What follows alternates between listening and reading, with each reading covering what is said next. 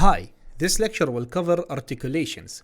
Notating doesn't only cover what pitch to play or what's the speed the pitch should be played.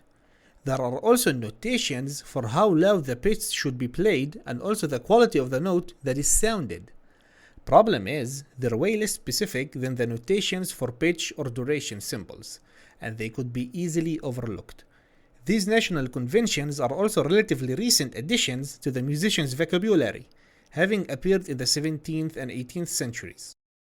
We'll start with loudness. Musicians rely on their own senses to decide or to describe the aspect of sound.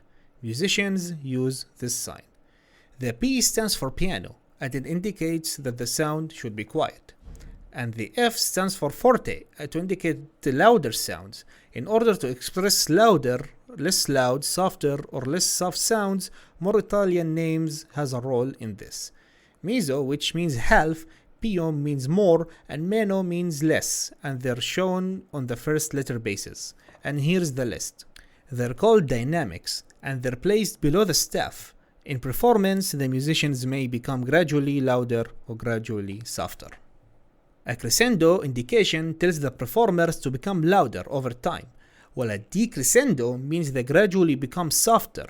This gradual dynamic change is shown by the use of two arrows of sort, and they're called hairpins. The one pointing to the left is called decrescendo, and the one pointing to the right is called decrescendo. And those are some terms that are used for the same reason. Now move on to articulations. Articulations is basically modifying the sound in some way. In the attack or release of the sound, those modifications can be applied using the bow or fingers on string instruments, breathing or whistles of wind instruments, and using those modifications adds a lot to a musical line. Sometimes playing just notes isn't enough to show the full potential of what sounds you can make, and it can greatly make it sound better. Every instrument has its own set of articulation methods, and it's not shared between all instruments, so I advise you reading about which ones your instruments have. What I'll be teaching in this course is the most shared two between instruments, which are legato and staccato. Legato is a term indicating that notes are to be played smoothly, connected with little or no break between them. In guitar, for example, and most string instruments, you play legato by playing more than one note with one pick or finger stroke, and that's how it looks like on the music score. Don't be confused with ties.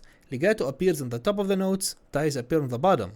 The alternative is to play each note separately, but without too much space. It's called non-legato. And staccato is playing short and separated notes. Basically stop the sound immediately after playing the notes. That's how it looks like on the music score. That's how non-legato looks on the music score, and that's how it sounds. That's how legato looks on the music score, and that's how it sounds. That's how staccato looks on the music score, and that's how it sounds.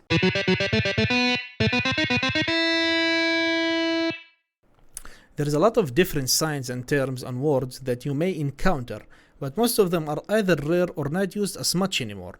If I get a request, I'll gladly make a video explaining all of them.